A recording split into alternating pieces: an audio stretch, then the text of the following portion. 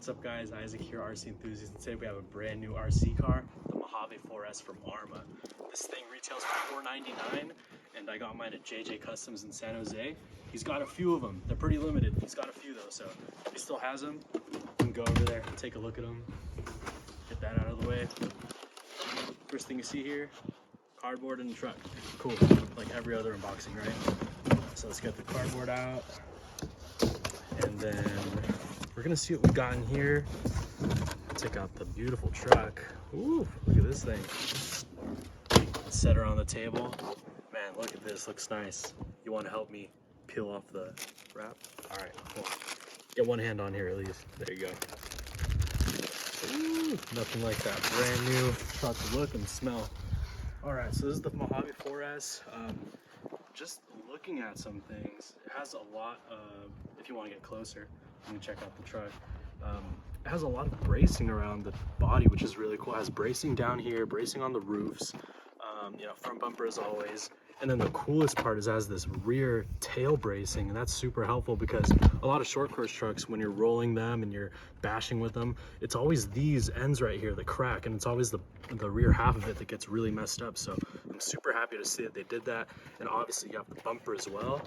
And another new addition right here, you see little wheels. That's a wheelie bar for this thing. So on 4S, this should be pretty crazy just by, you know, the fact that they added a wheelie bar on a short course truck. I personally don't like the look, so I'm gonna be taking those wheels off.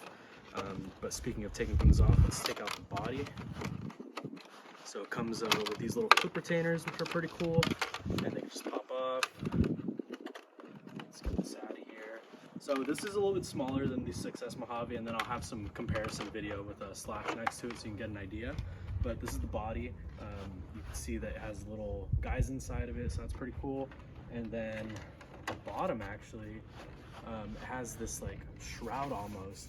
So that was a big problem in the Mojave 6S, is that there'd be so much dirt and so many rocks getting inside of there, and it'd really be a hindrance to the center drive line and all the axles and everything. But for this one, it looks like it's going to keep all that out, so that's a great touch by Arrma, and as well as this rear bracing right here. That's super awesome to see from them. All right, cool. So if you want to get close up again, we'll take a look at the inside. So this is basically a reinvented 3S/4S Arrma chassis, all plastic, all composite. This motor, it is a 2400 kV, so that's going to be mainly used for 4S, that tells me. We'll see what this puts out on 3S. We got some battery packs from SpeedTech RC to be testing it out later, so we'll be running two 2S packs. These are 5050Cs, and then also their 3S pack. And this thing's going to handle both, so it has the loop to be able to run one 3S, or you could take it off and you could run two 2S batteries. So that's a pretty cool addition to that line. Or they might have already had it for the Creighton and the Outcast, but I haven't owned those vehicles yet. Drive shafts look super sturdy. All the turnbuckles, all the link ends look really sturdy. This looks like a really great rig. Not too much metal, aluminum. The only parts that have it are where you really need it. Shock bodies, center brace, motor mount. Obviously the turnbuckles are steel. And also we got hex hardware all the way around as per usual, so that's great to see. All right, now that we're done going through the truck, we'll go through this little box of extra stuff they have here. So we'll check this out. So in here we have a very small manual. This is very adorable. Usually the 6S's have like a really big thing, but this one doesn't. And we also have some Arrma batteries for the remote, so that's cool that they include that. Got some miscellaneous tools, preload clips, bunch of good stuff. And then the very last thing we have here to unbox is the remote, and let's see which one they give us. Oof, SLT3. I'm not a big fan of this remote in particular. It's super light, really basic. It has not many adjustments, only, you know, steering, throttle trim, and your door rate. And there's some stuff on the back too. But I would have really liked to see them include the DX3 with this one, especially since this is a $500 RC.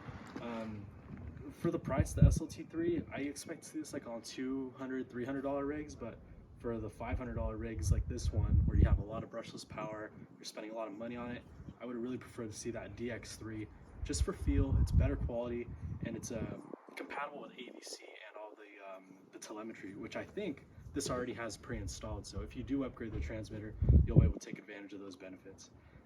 But yeah, that's a quick overview. We'll be going out to some open land, getting some speed runs out of this thing, and then also we'll be throwing in the SpeedTech RC 0109 servo. So right now we have a deal on these. You can get 2 of these for $55 at speedtechrc.com, and if you use my code RC Enthusiast, all one word, you get an additional 10% off. So link to that will be in my bio. It's a super good deal.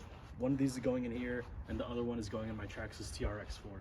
So take advantage of that while you can. All right, guys, so here's the size comparison. So here we obviously have the Mojave 4S. Here we have a / two-wheel drive, the Dakar edition. So this body is a bit more square, but the length, the width, everything's still the same. So just right off the bat, you could see the Mojave is a little bit longer, maybe about an inch or so, but where the real big difference is in length. So I'll try to get them here so you can see it.